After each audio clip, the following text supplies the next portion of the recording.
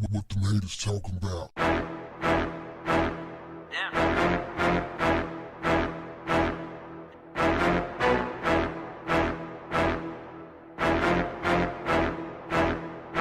I got to get your top five on the albums that you made.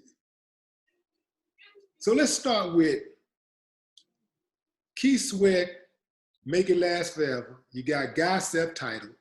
You got who am I missing? You got Black Street, Yeah. the Black Street self-titled album. You Mhm. got who am I thinking about? Today, Yeah. self-titled. You got the Bobby Brown. Second album. That's Where I have the most songs, yeah.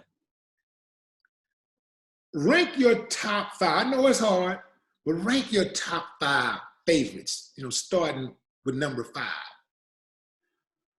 Number five would be Today. Okay. And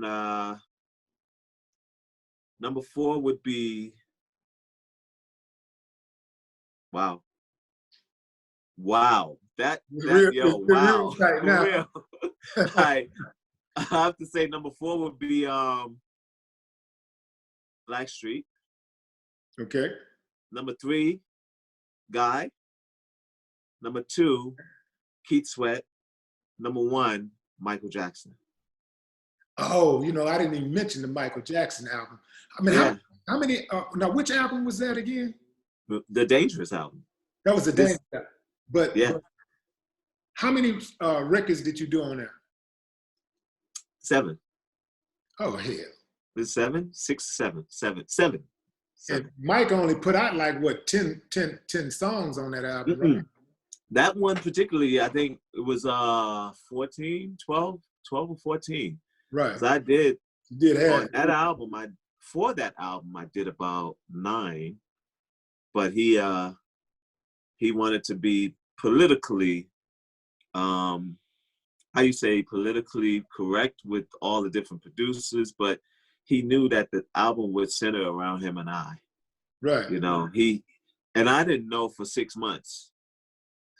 I didn't know for 6 months if I was going to make that album. That's the reason why I didn't do no interviews. And he just came up to me 6 months after making this album, working on everything, because this dude had over 50 songs. Mm-hmm. He had over 50 songs, and he's like, can I see you in my office? I was like, okay. And it was one of those moments you get nervous because you think you're gonna be fired or something gonna happen. And he was like, I just want to say to you, no, first I want to ask, why you don't talk about us?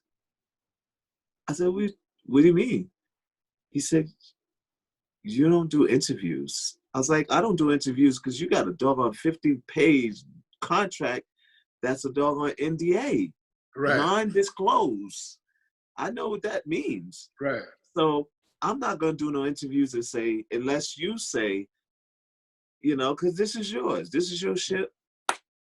I'll do an interview if you say do interviews. But you never told me to do interviews. You never say talk about us.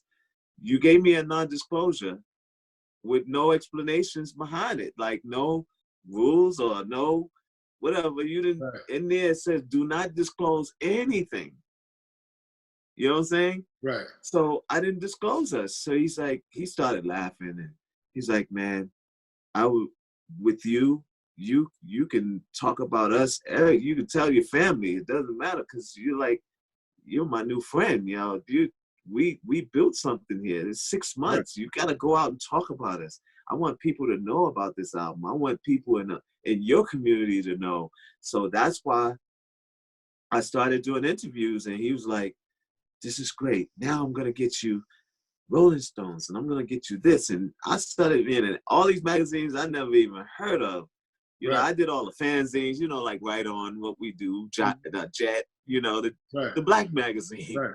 But he got me in all of the like the Rolling Stones, the Vibe, and all of that. And Quincy got me in Vibe. I had a centerfold and all of these magazines and TV shows and morning shows that he put me on. And that's when I truly seen the true fame. That's when I truly seen the limelight and met a lot of people, you know, and I started working with Jimmy Iovine and, you know, and Dre. So that's when I started seeing everything. What the haters talking about?